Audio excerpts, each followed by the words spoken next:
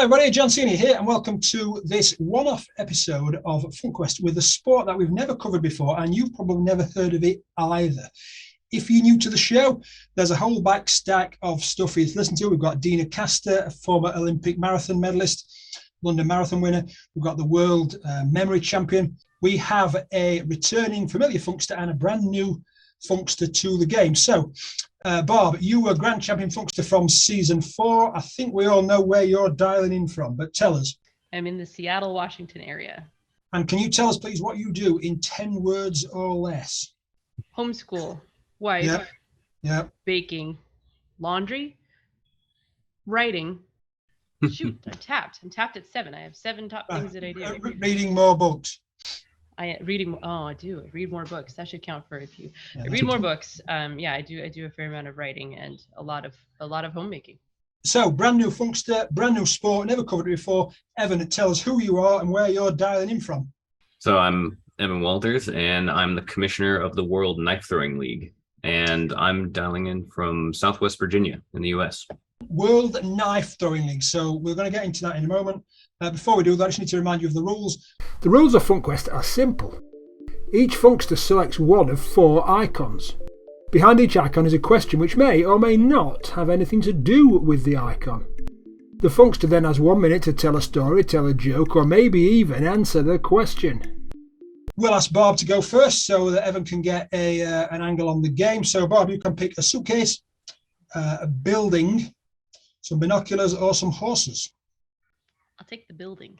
Building. I think you might have had this question before. Where would you go naked? That's a short answer. Where would you not go naked? I mean, no, I'm just kidding. Where would I go naked? Oh, my kids watch the show too. Shoot. Well, anyway, I was going to say in my own home. Only one time ever that I tried doing yoga naked. It was in my own home. And I have to say, pretty doggone relaxing. So I'm going to say during yoga. I don't think we've had a naked yoga person on the show. Probably not one that admits it. Is what it comes down to, right? But I'm a little bit congested today, and it's probably skewing my my internal filter. But there's something to it, especially for women. Someone was telling me the other day that they actually gave themselves frozen shoulder trying to take off sweaty athletic clothes. So I'm just saying, it could be a safety thing.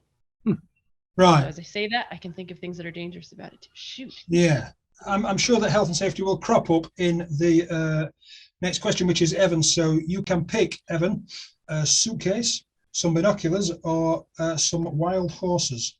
I think I'm going to go with the binoculars. The binoculars. When do you always want to beat yourself? What activity? That's pretty easy. Knife throwing. I'm in the lanes practicing, not every day, but enough. There are some competitors who are absolutely phenomenal at it, and being the commissioner, I want to at least be able to keep up. So as the commissioner, have you found yourself kind of like got removed from the day-to-day training of a sport, doing more and more politics and speaking to people like us? There's a bit of that for sure. But I mean, just last weekend, I traveled out to a tournament in Tulsa and got to speak and be around and help facilitate the tournament there and talk to all sorts of players. And I'm pretty integrated into the community still. And so I talk to knife throwers on a daily basis that aren't involved with the actual work, but just even personally. So it's a small but very passionate community. So there's a lot of just interconnected people regardless. But I would say I do a lot more of the politics and, contracts and things like that. Yeah, it's not the funnest part of the job, but as long as I get to throw some knives occasionally, I'm happy.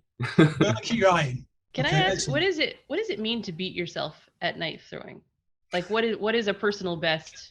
Yeah, for me, I guess it was. Obviously, the in the league you have certain scores that you can get. A perfect game or a perfect match, it's 10 throws, and there's different rings. It's kind of like darts. There's different rings, and the closer you get to the bullseye, the more points you get. But then there's also 2 little dots up at the top, and it's a little more difficult to hit those, and you're only allowed 2, so it's a lot more points for those. A perfect game is 64 points, and so far in the league, no one has gotten a perfect game yet.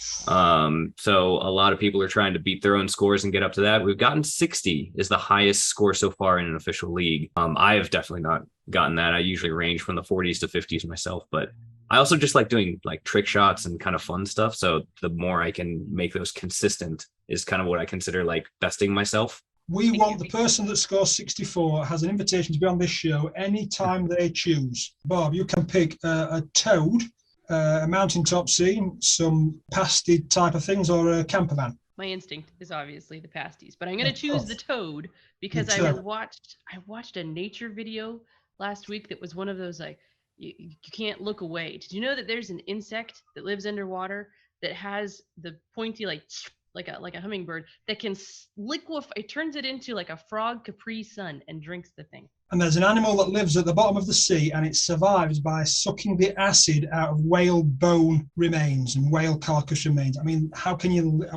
Oh, good. What's for tea tonight? Oh, it's acid from whale bone. Dead easy question for you. How do you contribute to a better society? Well, hopefully I raise functional children.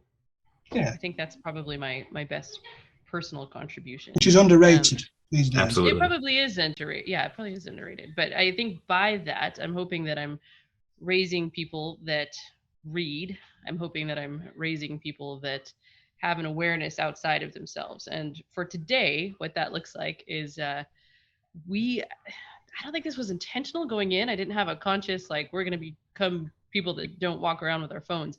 But that's actually, I think that's step one for us right now, is to raise kids that still play.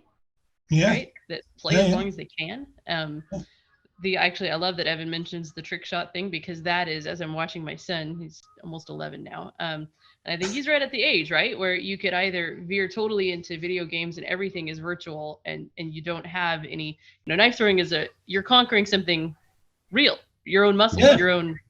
He's very into watching people that do trick shots. I'm going to ask you later if you have these up on YouTube. But it's a motor skill, hand-eye coordination. I've heard people like golf or tennis, when you've only got to put you only got to put the ball in from this far away and you miss it, and people like breaking the tennis racket over the knee. Is it that kind of thing? Sometimes, I mean, it especially with knife throwing, it is, a lot of people do actually liken it to golf because of just how your body's positioned, how even just the like millimeter of distance where you typically hold on the handle might, if you just have that off by a millimeter or two, that might throw off your throw. It's the smallest things just determine how your throws are going to go. So you definitely get times where you go for the bullseye, for example, and it's just a sliver outside, and it's like you just want to stomp on it. One of them kind of thing. Anyway, it's your turn. You can pick a mountaintop, some pastry pasty things, or a camper van. Well, the pastries look good. Let's go with that. What do you do different to other people or other sports? I would say in terms of the knife throwing league, one of the things that's and same with our sister organization, the World Axe Throwing League. One of the things we're pretty happy about is the I'm not sure if it's the first, but it's definitely one of the few that has started out and been completely integrated, regardless of who you are. Typically, even in the Olympics, you see, there's men's categories and women's categories and things like that. But in our leagues, everybody competes on the same level, and we have special rules to include as many people as possible. Like we even have rules for folks who need to throw in wheelchairs and things like that. So it's like mainstream is everybody, not just. Where do you begin? How do you begin? Because I think that's rather amazing. And you don't notice differences in height or women versus men? Like this is an equalizing sport, I guess, as far as. Yeah, it is pretty equalizing. I mean, the only thing you really have to do is be able to hold and let go of the knife, essentially. And most of them are fairly light, no more than a pound or two at most. And it's, as long as you have a strong enough arm, then you're good to go. Although I've even seen people throwing with their feet and stuff, not an official competition, but if that's what they need to do, then we'll make it happen. Have you ever had a blind knife thrower? So interestingly enough, we do have, we also, one of the things we do is we help businesses kind of get up and running with things like that. And so we have coach training that we've developed to teach people how to teach knife throwing. And one of the things we do talk about that is to help people throw with visual impairment.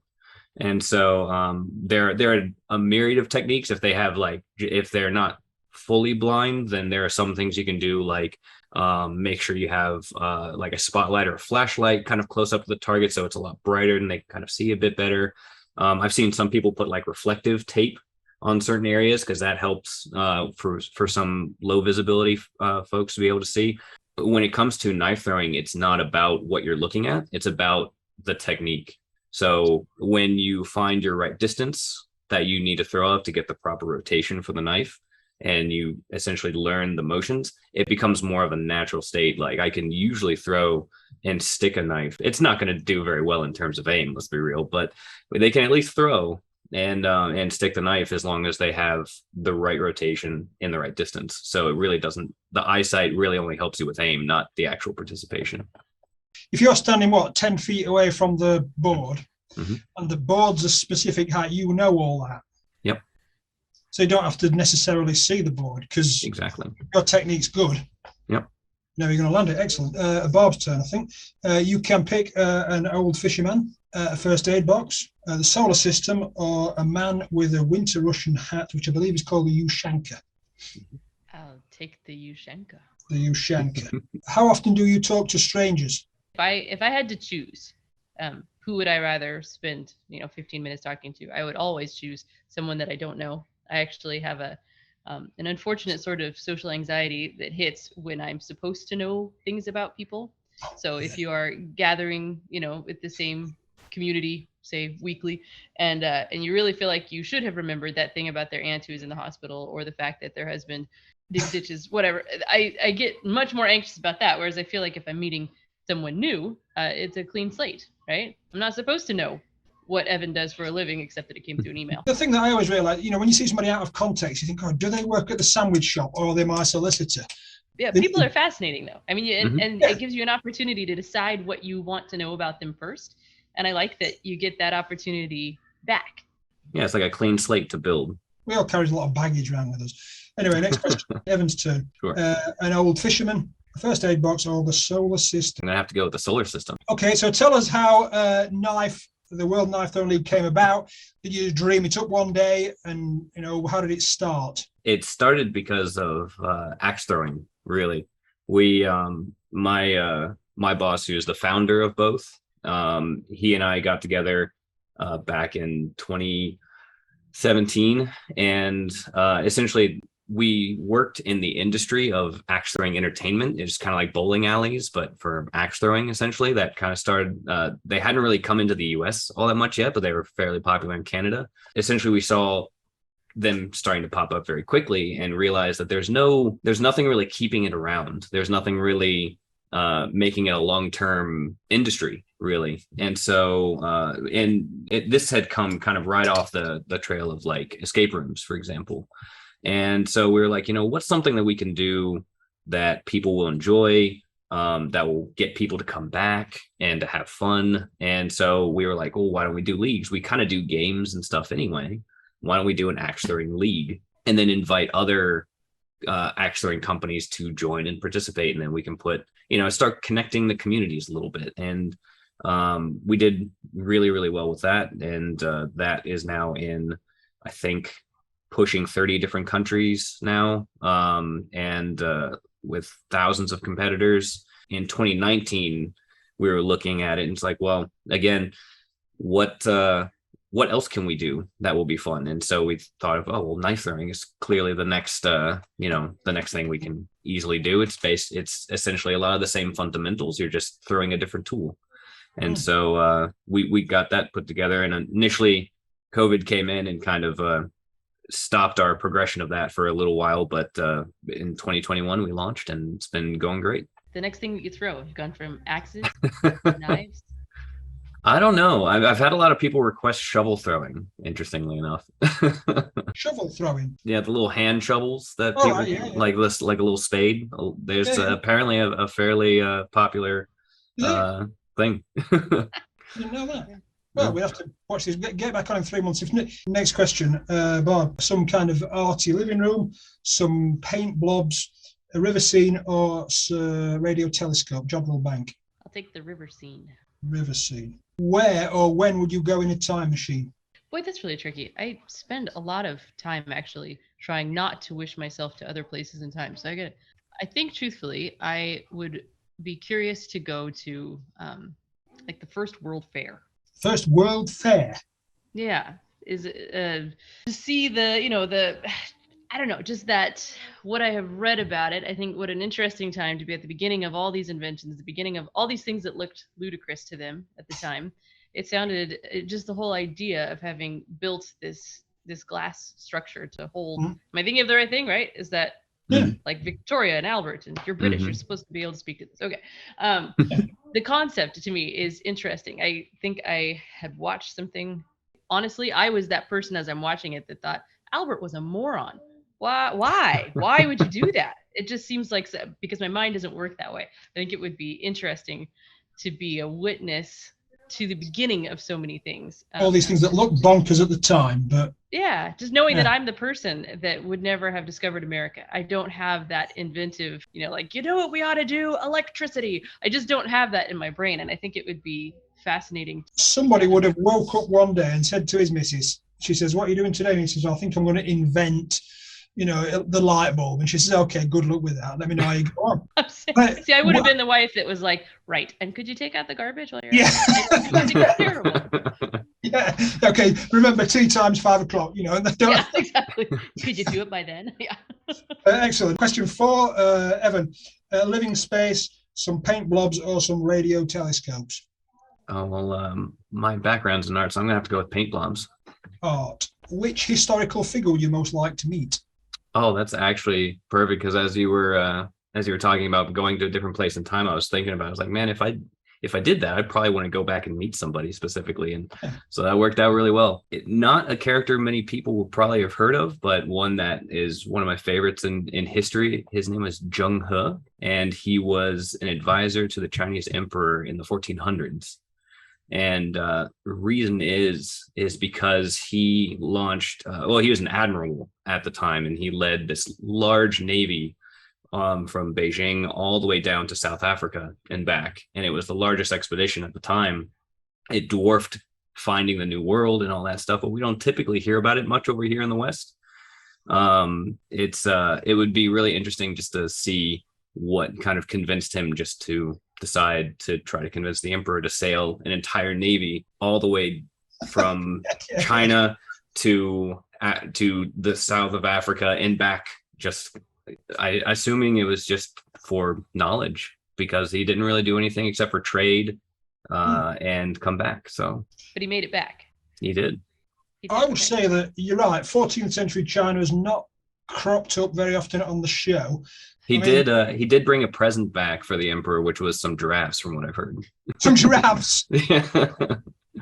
What's his name? Zheng He. Zheng He. Zhenghe is what I believe it's spelled as. Zheng He. We've got to find him out. We've got to reach him out. Excellent. Is it Barb's turn now? Final question. Some red and green peppers, an egg basket, a wolf, or the London Underground sign? I think that those peppers are literally sitting next to me on the counter, so let's choose those. Okay, red and green peppers. What talent do you wish you had? Honestly, connecting to the last question, I wish that I had the talent of being inventive, of that sort of insight. That I wish that I had the talent to look at a thing and say, we should sail that or build that. Or I am in awe of people that look at dilapidated homes and see how they could be remodeled. I don't. I'm very good at maintaining what I have. I can maintain most anything, but I don't have that that spark of creativity and inventiveness that goes and makes it into something else, that discovers things, or that just doesn't work that way. I think that would be. I think for the purposes of this episode, that is a completely wrong answer, for respectfully say.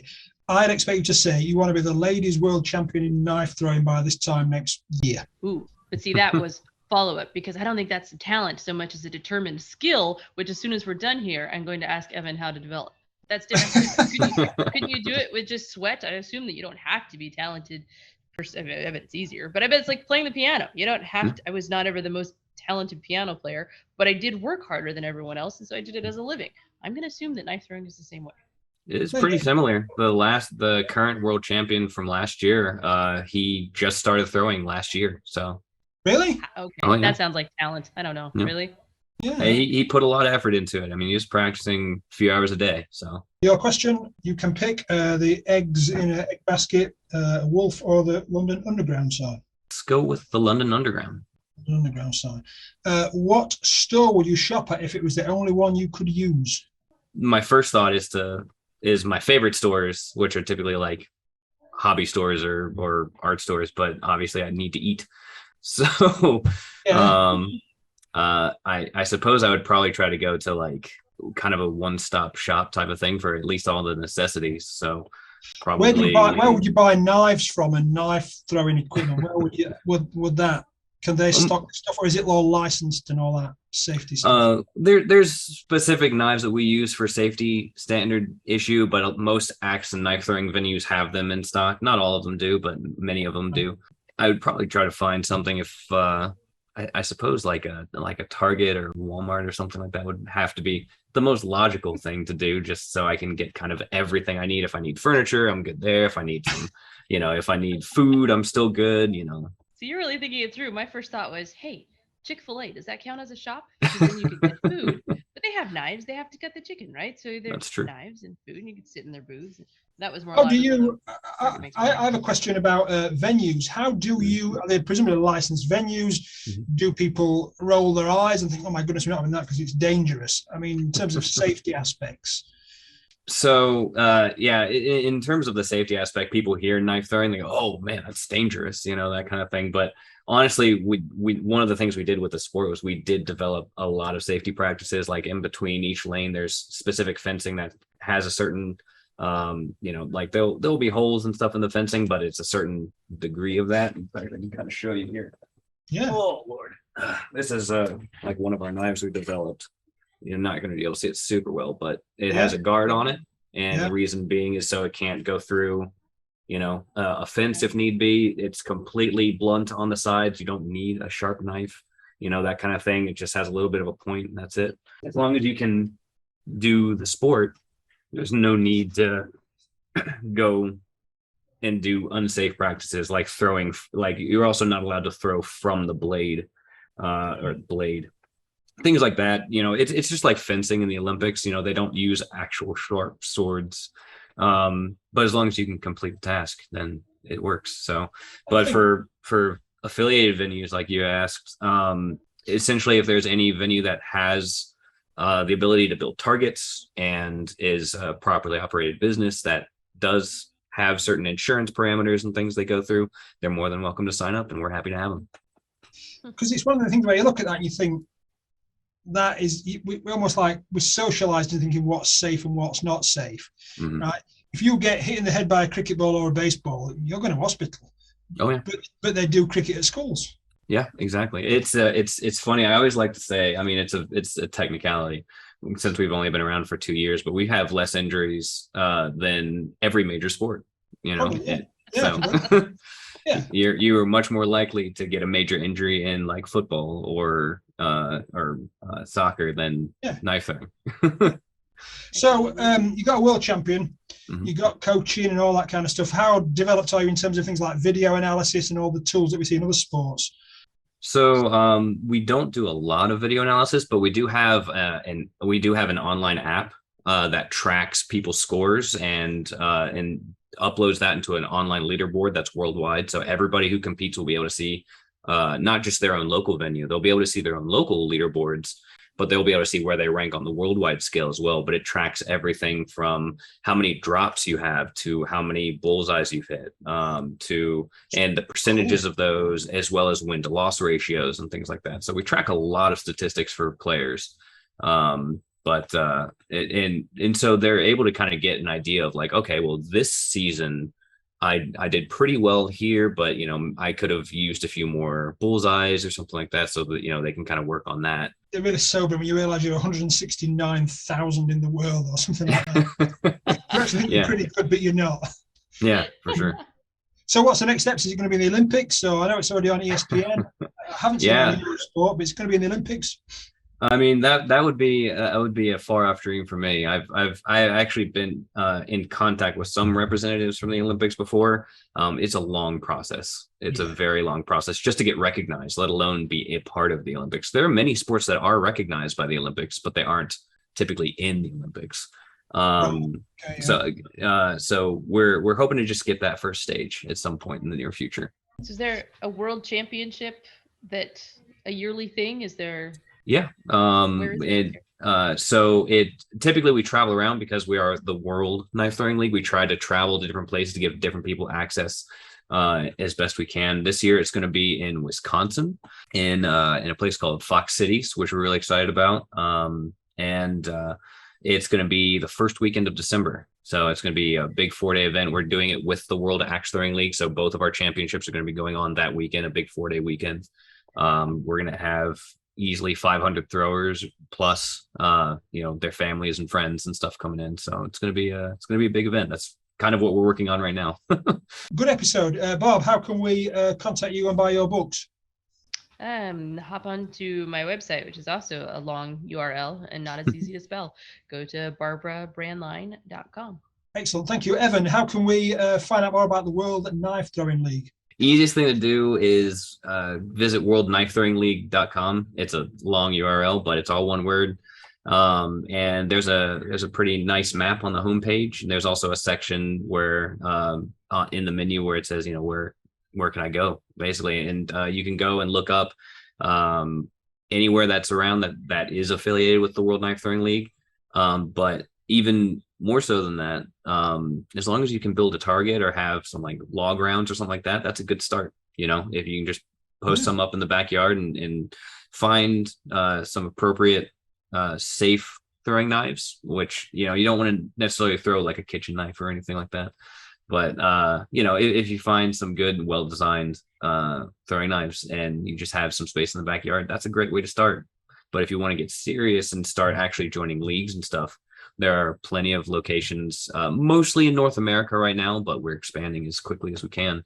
And all those locations are listed online for people to find, and also their contact information, so you can reach out to them directly. So thank you so much for being on the show. I'm off to find a board and some knives, and we'll see you when you've got somebody that's got a 64 score.